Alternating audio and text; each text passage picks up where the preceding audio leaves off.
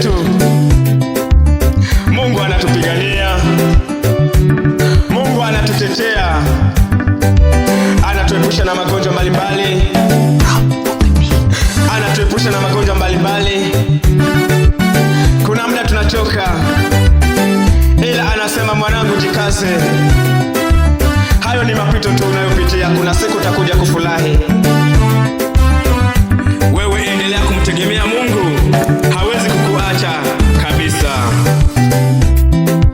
Wewe usiye mwamini, wangoja nini sasa? Wewe usiye mwamini, wangoja nini sasa? Na kushauri ndugu mpendwa, achana na mambo ya dunia, mgeukie Muumba wako, kwani kuna siku mbaya zinakuja, siku ambazo utajuta sana, utalia sana.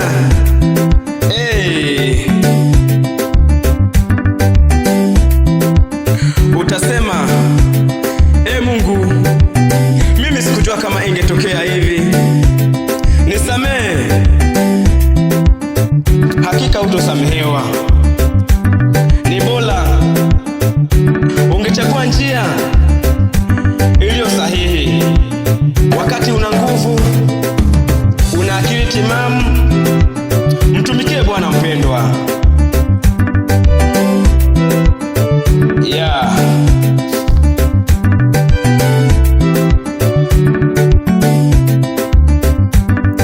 Ni kweli kwa Yesu kuna furaha, ni kweli kwa Yesu kuna amani.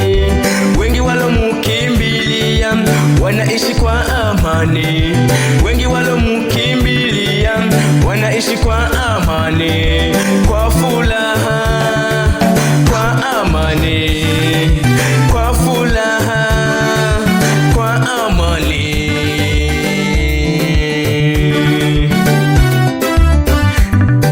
Ni kweli ukiwa na Yesu, kwa nini uishi kwa mawazo? Kwa nini uishi kwa hofu?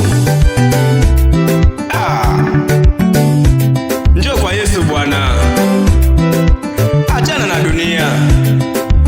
Dunia haitakusaidia chochote, itakufanya uishi kwa woga, utembee kwa mawazo mengi. Nakumbuka Yesu anakupenda, anakupenda sana. Umengoja nini sasa? Mkimbilie Bwana, mkimbilie Bwana, naye atakusaidia. Japo umemkosea sana, ila yeye atakusamehe. Ukiomba kwa kumaanisha, hakika atakusamehe. Yeye hawezi kumwacha mwanaye apotee, ni lazima tu atakusamehe. Njoo kwake.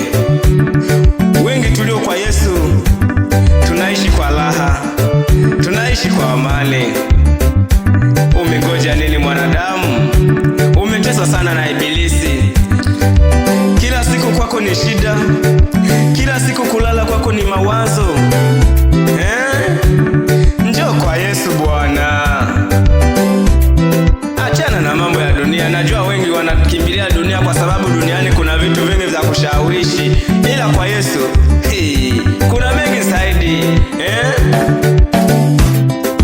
Mwisho na malizia kwa ushauri mmoja, mwisho na malizia kwa ushauri mmoja.